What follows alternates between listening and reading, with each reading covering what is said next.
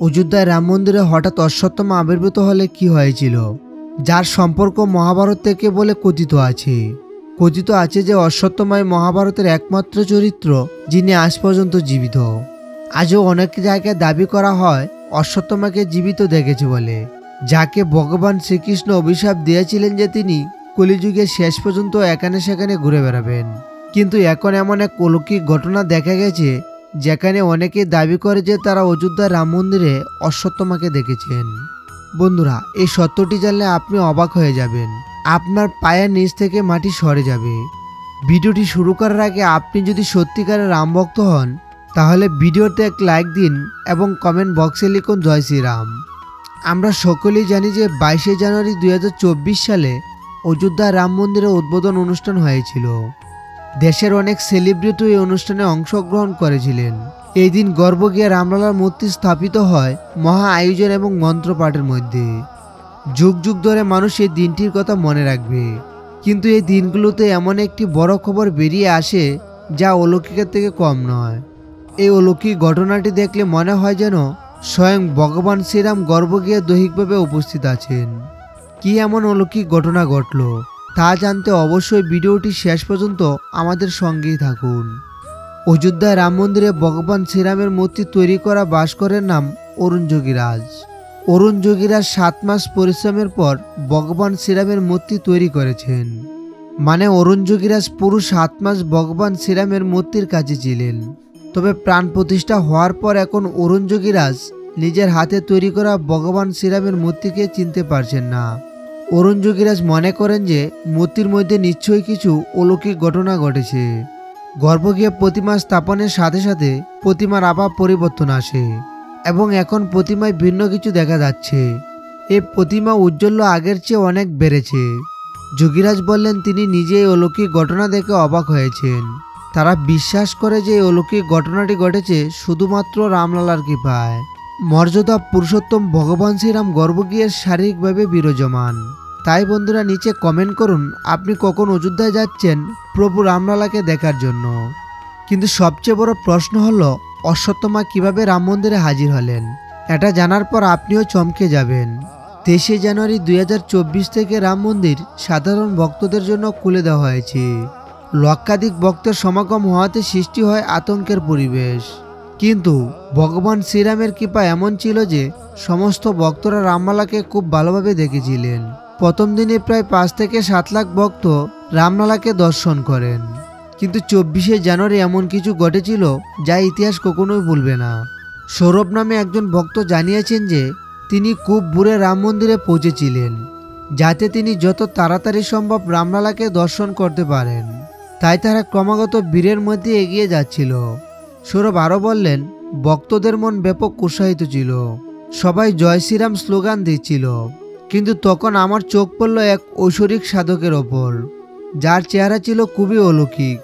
মনে হচ্ছিল যেন তিনি এই জগতের কোনো মানুষ নয়, কিন্তু তার বয়স অনেক বয়স্ক মনে হয়েছিল।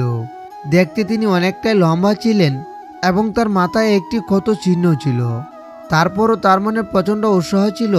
তিনি প্রভু শ্রীরামকে দেখতে চেয়েছিলেন এবং কোনোভাবে লাঠির সাহায্যে এগিয়ে যাচ্ছিলেন। অনেকক্ষণ ওনার দিকে আমি চোখ রেখেছিলাম। সেদিন আমাদের সকলের রামলালাকে দর্শন করতে প্রায় 4 থেকে 5 ঘন্টা লেগেছিল। আমাদের সাথে সেই দিব্য সাধু মহারাজ রামলালার খুব ভালো করে দর্শন করেছিলেন। তার চোখে অনেক অশ্রু ছিল। তিনি কেঁদেছিলেন এবং রামলালার কাছে প্রার্থনা করেছিলেন। এরপর রামলালাকে দর্শন করার পরে আমরা সবাই যখন রাম মন্দির থেকে বেরিয়ে আসলাম, তার হাতের লাঠি ভেঙে ঢলে পড়ে যান তিনি। তারপর আমি তার যত্ন নিলাম, তাকে সমর্থন করলাম এবং তাকে জিজ্ঞাসা করলাম আপনি এত বুড়ো বয়সে এত হাঁটতে পারেন কিভাবে, আপনি কে এবং আপনার বয়স কত। কিন্তু সাধু মহারাজ আমাকে যে উত্তর দিয়েছিলেন তা শুনে আমি হতভম্ব হয়ে গেলাম। কারণ তিনি বলেছিলেন আমার বয়স কোনো নির্দিষ্ট গণনা করা নেই, তবে আনুমানিক 3000 বছরেরও বেশি হবে এবং আমি মহাভারতের অভিশপ্ত এক চরিত্র। আর তখনই আমার বন্ধুরা আমাকে ডাকলো। আমি তাদের দিকে তাকালাম এবং তাদেরকে এখানে আসতে বললাম। যখনই আমি সে সাধুর কথা তাদেরকে বললাম তখন দেখি সে সাধু সেখান থেকে অদৃশ্য হয়ে গেলেন। আমি ভাবলাম সে সাধু মহারাজ নিশ্চয়ই বীরের মধ্যে কোথাও আছেন। অনেক খোঁজাখুঁজি করে তাকে আমরা কোথাও পেলাম না। এটা ছিল আমার জীবনের সবচেয়ে বড় অলৌকিক ঘটনা। কিন্তু আমার মনে অনেক প্রশ্ন ছিল যে সেই দিব্য ঋষি কে ছিলেন। তারপর গবেষণা করে সৌরভ জানতে পারলেন যে মহাভারতের একটিমাত্র অভিশপ্ত চরিত্র ছিল যার অমরত্বের আশীর্বাদও ছিল, এবং এই অভিশাপ তাকে স্বয়ং ভগবান শ্রীকৃষ্ণ দিয়েছিলেন এবং তার নাম ছিল অশ্বত্থামা। বন্ধুরা, কথিত আছে অশ্বত্থামা কলিযুগের শেষ অবধি বেঁচে থাকবেন। তাহলে কি অশ্বত্থামায় রাম মন্দিরে রামলালাকে দেখতে এসেছেন? কিন্তু আপনি কি জানেন কেন ভগবান শ্রীকৃষ্ণ অশ্বত্থামাকে অভিশাপ দিয়েছিলেন? মহাভারতের যুদ্ধ শেষ হওয়ার পর অশ্বত্থামা ছলনা করে পাণ্ডবদের পুত্রদের হত্যা করেছিলেন। পাণ্ডবেরা যখন তাদের পুত্র সুখে শ্রীকৃষ্ণের সাথে অশ্বত্থামাকে তাড়া করে, তখন অশ্বত্থামা পালিয়ে যায়।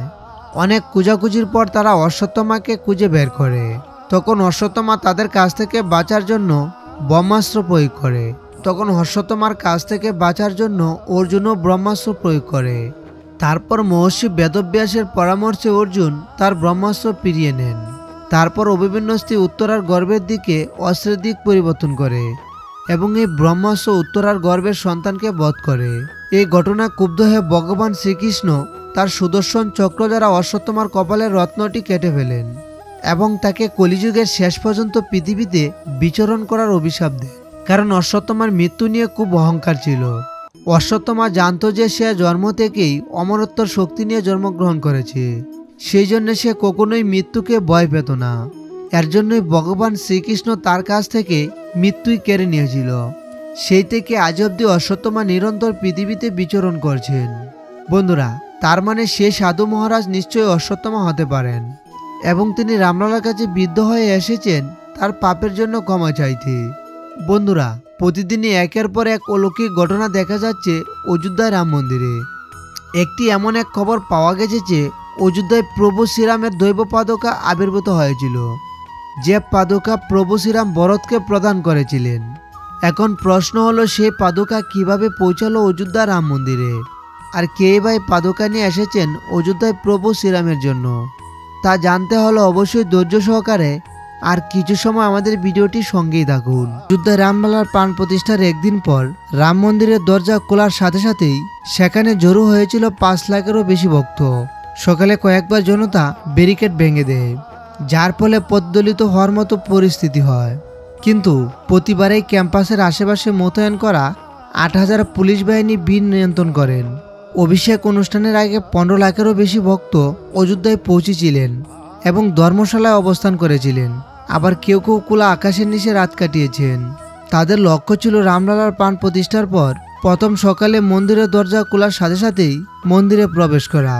23শে জানুয়ারি সাধারণ ভক্তদের জন্য রাম মন্দিরের দরজা খুলে দেওয়া হয়। আর এই জনতার ভিড়ের মধ্যে এমন একজন লোক ছিলেন, তার মাথায় দিব্য চরণ পাদুকা ধারণ করেছিলেন। ভিড়ের মধ্যে তিনি ক্রমাগত মন্দিরের ভিতরে যাওয়ার চেষ্টা করছিলেন। অনেক লোক তাকে দেখে বলেছিলেন যে তিনি ভগবান রামচন্দ্রের চরণ পাদুকা উপহার দিতে এসেছেন, কারণ এগুলো ছিল তার চরণ পাদুকা। কার্তিক নামে একজন ভক্ত জানান, যে ব্যক্তি মাথায় চরণ পাদুকা নিয়ে বহন করেছিলেন তিনি আমাদের সাথে কয়েক ঘন্টা দর্শনের জন্য অপেক্ষা করেছিলেন। সেদিন প্রায় 5 লক্ষ ভক্ত অযোধ্যায় মন্দির দর্শন করতে এসেছিলেন এবং সেই ব্যক্তি প্রায় 4-5 ঘন্টা ধরে তার মাথায় দিব্য চরণ পাদুকা ধারণ করেছিলেন। তার একটাই কথা ছিল যে তিনি এই চরণ পাদুকা প্রভু শ্রীরামের জন্য এনেছিলেন এবং সেগুলো হস্তান্তর করেই তার দায়িত্ব পালন করবেন। প্রায় 4-5 ঘন্টা অপেক্ষার পর যখন আমরা রামলালাকে দেখার সৌভাগ্য পেলাম, তখন তিনিও আমার সঙ্গে ছিলেন।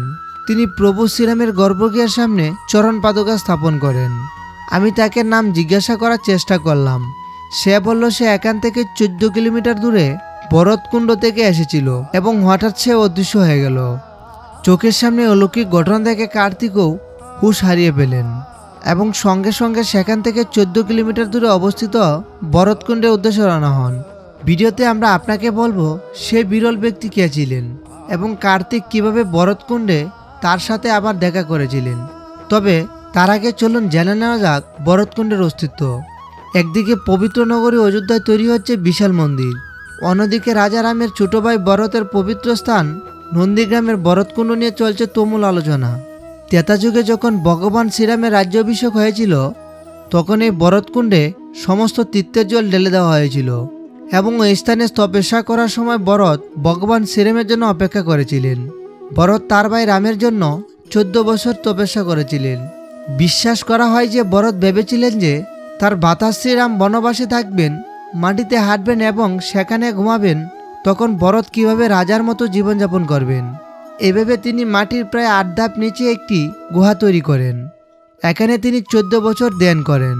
প্রভু শ্রীরাম যখন 14 বছরের জন্য বনবাসে যান, তখন ভরত তাকে বোঝাতে যান। মর্যাদা পুরুষোত্তম ভগবান শ্রীরাম পিতার কথায় আবদ্ধ হয়েছিলেন। তিনি ফিরে আসতে রাজি হননি, কিন্তু ভরতের অনুরোধে তিনি তার চরণ পাদুকা তার হাতে তুলে দেন। নন্দীগ্রামে ভরত শ্রীরামের পাদুকা প্রতীক হিসেবে গ্রহণ করে অযোধ্যা শাসন করা শুরু করেছিলেন। 14 বছরের বনবাস শেষ করে যখন প্রভু শ্রীরাম অযোধ্যায় ফিরে আসেন, তখন তিনি এখানে ভরতের সাথে দেখা করেন এবং ভরত আবার রামের কাছে চরণ পাদুকা ফিরিয়ে দেন।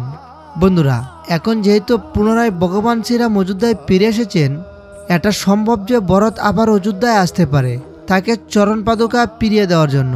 প্রতিনিয়তই ঘটেছে অযোধ্যায়।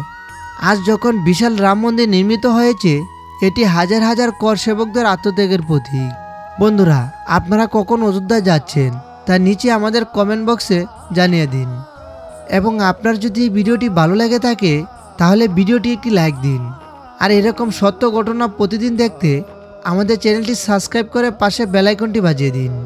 আর অলরেডি আপনি যদি আমাদের চ্যানেলটিকে সাবস্ক্রাইব করে থাকেন তাহলে অসংখ্য ধন্যবাদ। তো বন্ধুরা, আজকে এই পর্যন্তই। দেখা হবে পরবর্তী একটি নতুন ভিডিওতে। ততক্ষণ সবাই সুস্থ থাকুন। শ্রদ্ধাশীল সকলে কমেন্ট বক্সে লিখুন জয় শ্রীরাম।